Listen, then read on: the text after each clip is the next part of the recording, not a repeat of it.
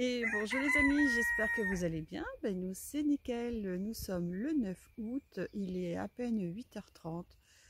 J'ai déjà fait mon petit tour dans le potager, bien sûr, comme tous les matins.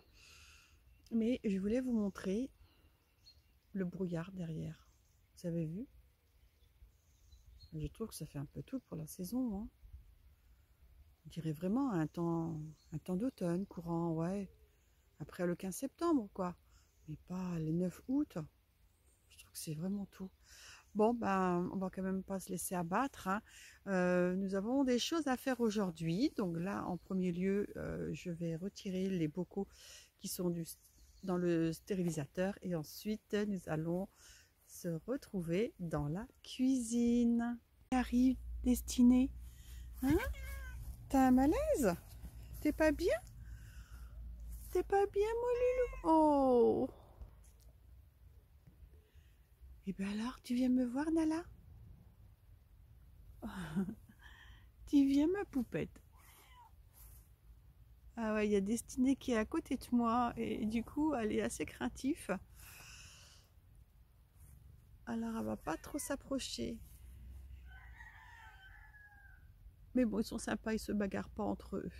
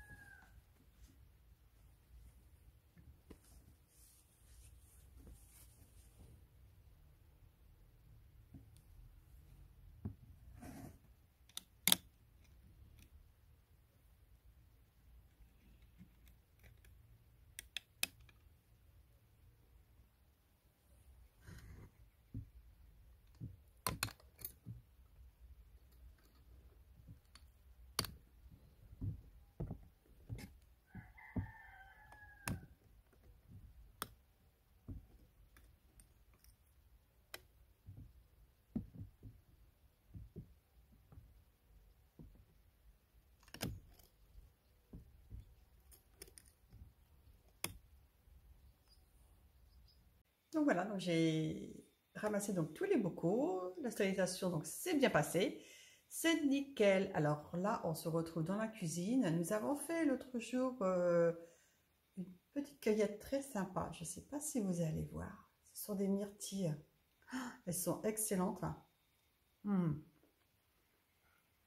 Et donc, je vais faire un gâteau moelleux aux myrtilles. Alors pour ça, nous allons avoir besoin, mis dans le même plat, donc on aura besoin donc de 125 g de beurre amolli, 120 g de sucre, 150 g de farine, une pincée de sel, 50 centilitres de lait, zeste de citron et bien sûr les myrtilles. Alors nous allons bien mélanger d'abord en premier lieu le beurre et le sucre. Ensuite on va ajouter les œufs. J'ai oublié de vous dire ici, il faut 2 œufs.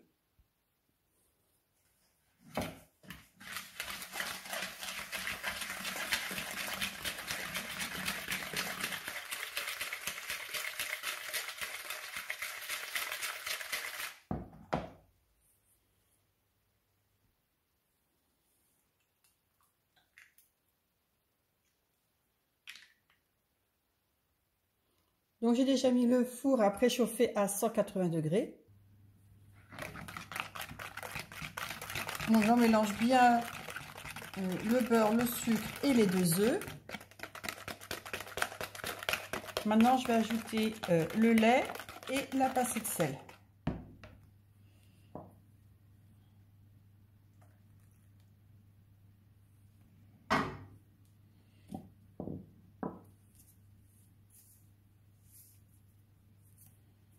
Et on touille à nouveau.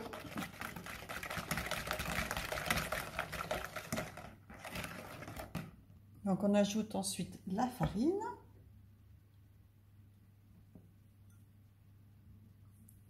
Et on retouille.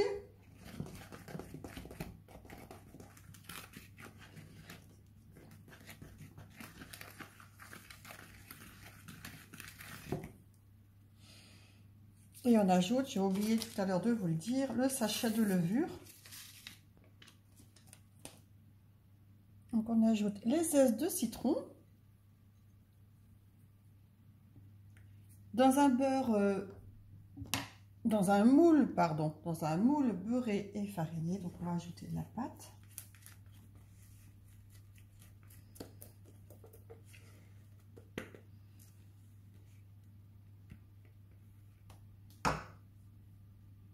Donc ensuite on étale bien la pâte.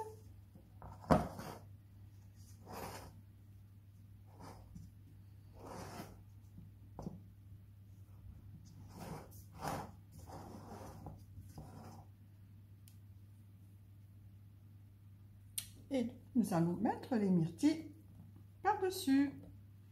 Donc elles vont s'enfoncer légèrement à la cuisson.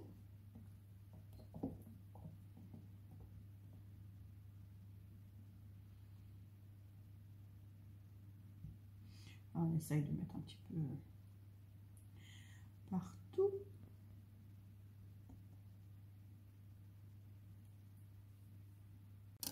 Et donc ça part au four à 180 degrés pendant 50 minutes. Donc le gâteau moelleux aux myrtilles est cuit. Je vais vous montrer comme il est super moelleux. Donc là il est chaud, on va attendre un petit peu pour le démouler. Donc là j'ai démoulé le gâteau.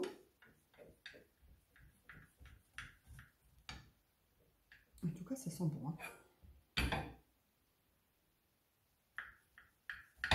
Voilà, je vais juste couper une part pour vous montrer l'intérieur du gâteau. Regardez, avec les myrtilles. On peut faire ce gâteau avec n'importe quel fruit, pomme, poire. Ça va être bientôt la saison. Puis sinon, bah, ça peut être aussi avec des framboises, avec des mûres. Donc on va laisser le gâteau, refroidir. Donc là, nous allons aller dans la serre. On va aller chercher un petit panier et nous allons ramasser les tomates rondes pour faire les tomates farcies. Allez, c'est parti!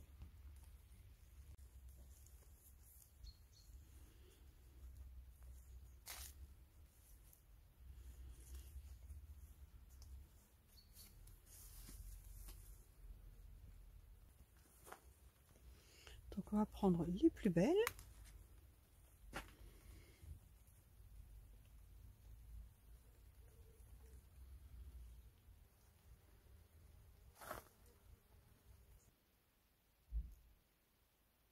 Dans un saladier, donc j'ai mis de l'oignon haché, de l'ail haché, du persil aussi haché, du sel et du poivre.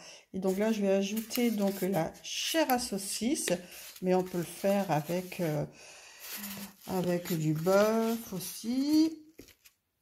Voilà, et ben je vais mélanger tout ça.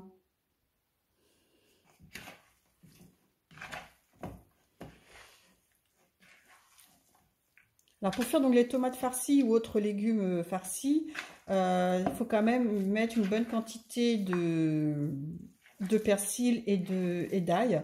Il faut vraiment que ça ait du goût.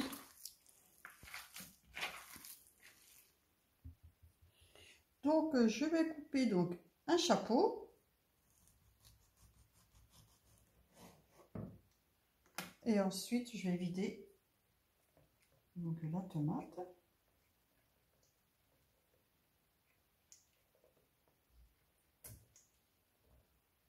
Alors on peut récupérer donc la chair pour la rajouter à la farce, mais moi je ne le fais pas.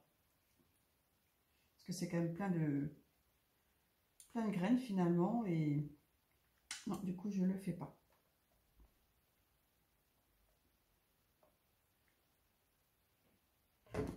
Ensuite, on va ajouter donc un peu de chair.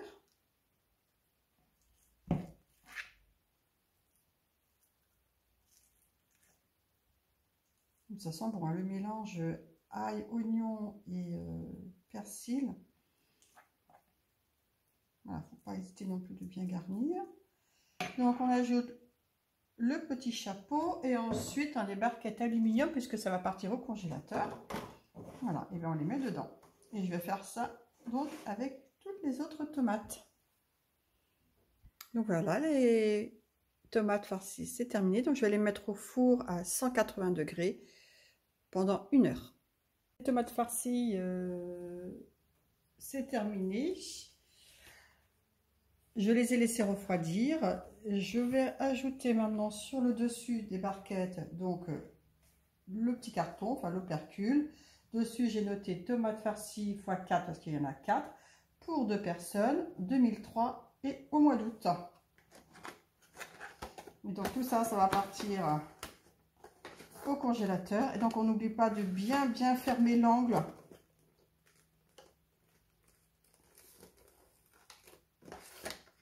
C'est très important pour pas que le carton s'en aille.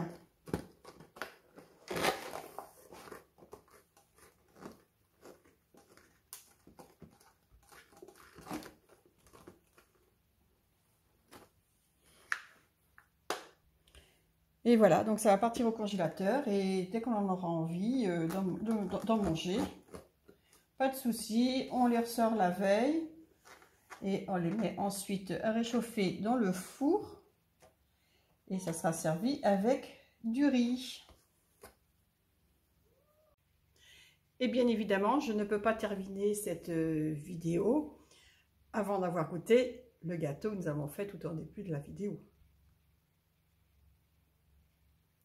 Oh. C'est très bon. Très bon. Et bien voilà les amis pour cette nouvelle vidéo en cuisine. Je vous souhaite une excellente journée. Prenez soin de vous et je vous dis à très bientôt. Bye!